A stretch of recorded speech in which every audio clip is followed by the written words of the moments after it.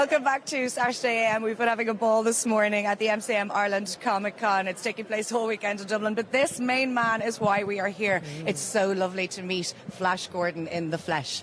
Lovely to have you with us this morning. Well, thank you, Laura. Thank you for having me. So this is Sam J. Jones. Yeah, come on. Star of the iconic Flash and so much more. And you know how I know that?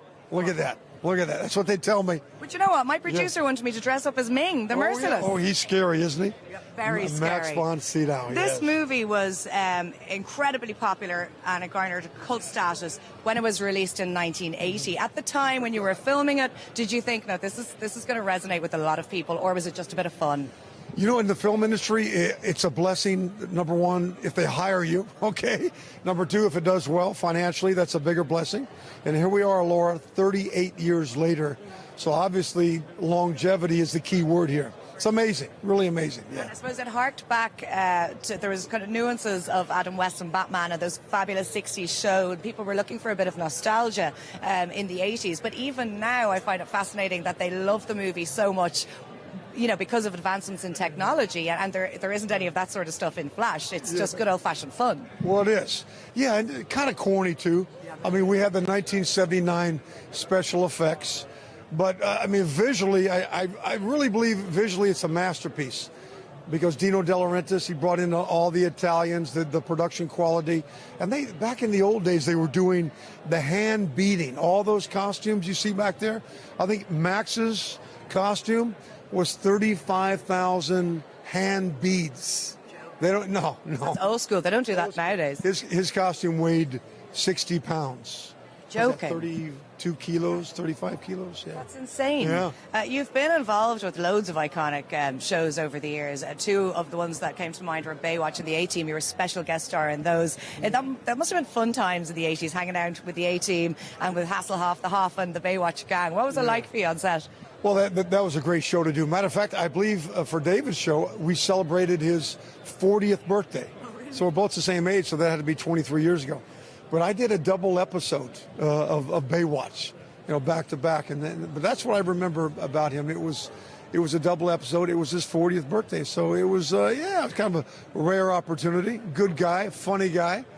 Yeah. As are you. I'm sure you got on famously. We were chatting earlier on, and you dropped the bombshell. You have 5 children, yes. And Flash Gordon is Granddad Flash Gordon. You have grandchildren. Oh, I love it. I love being a granddad. What do they think about their granddad being Flash, though? Well, you know, my granddaughter's 4, and and of course another granddaughter, a year old, and a grandson, a year old as well. So when the parents aren't looking, I give them a little Flash Gordon Marine Corps squeeze. Yeah, your mom and dad's not looking. Watch, come on. I'd say they're thrilled with that. But what was it like for your children growing up and having such an iconic dad coming to collect them from school and attending all of these Comic-Con conventions around the world? You know, Laura, that's a great question. I just think they just know me as Dad. Dad, leave me alone. You're embarrassing me. You know, they never really looked at me as the actor or whatever. But you know what's amazing? As they've gotten older now, especially the college age, they really talk about it a lot because their college friends recognize me in Ted and Ted 2. So now there's no more embarrassment. No, Dad, I want you to meet my friends. You're coming over, okay? Go to college with them. Okay. So proud of you now. Yeah. Oh, yeah. And the great thing about Ted and Ted 2 and what you were saying about your children and their friends is that it brought you and the Flash brand to a whole new audience. And I suppose I was watching the clips last night of Ted. I mean, it is achingly funny. It must have been hysterical to film with the gang at Ted. Yeah, but Seth MacFarlane is funny. He takes you up, then over the top, and sort of down into a little bit of perversion. Yeah. So my kids, Laura, they're not allowed to watch Ted until they're 30 years old, okay?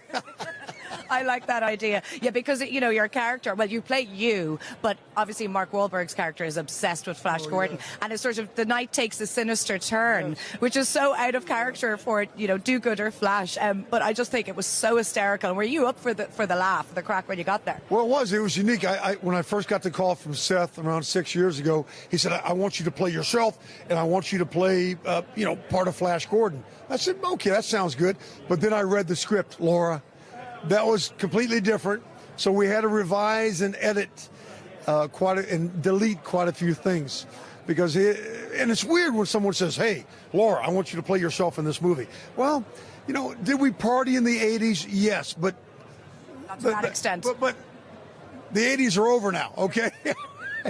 So, yes, so to play me, it had to be pieces of me or parts of me, but not all of me, you know? Now, you've been here since Comic-Con opened here at the RDS this morning, and there have been queues and queues. There's a huge amount of people waiting to meet Sam. Now, what do people want to find out from you? Are they just happy to chat to you? Do they tell you about their lives? What are the most common questions they ask you? Great question. I mean, most people think, okay, we're making some great money. We're meeting the fans. We're signing autographs, getting pictures.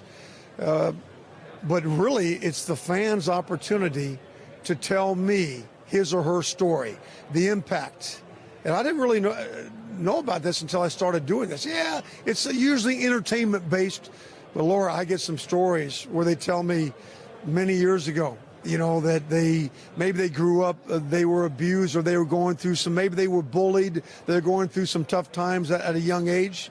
And I get stories that are literally life-changing, where they went into their room to do something maybe to leave this world, and they said, oh no, let me put in that Flash Gordon tape one more time. And I had a couple people tell me this recently, and they said, Sam, I went in the room to really end my life, but when I saw your movie one more time, it not only gave me hope, it gave me value where I wanted to do something with myself.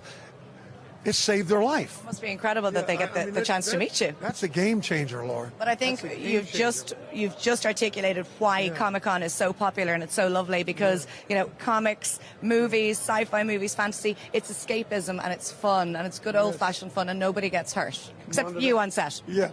Now sometimes I do, if I find a guy my age, and I'll say, okay, you know what?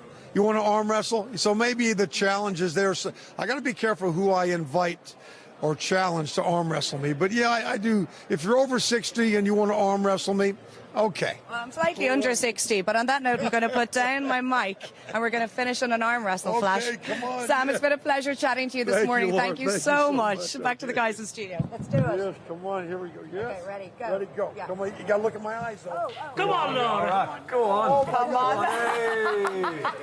Hey.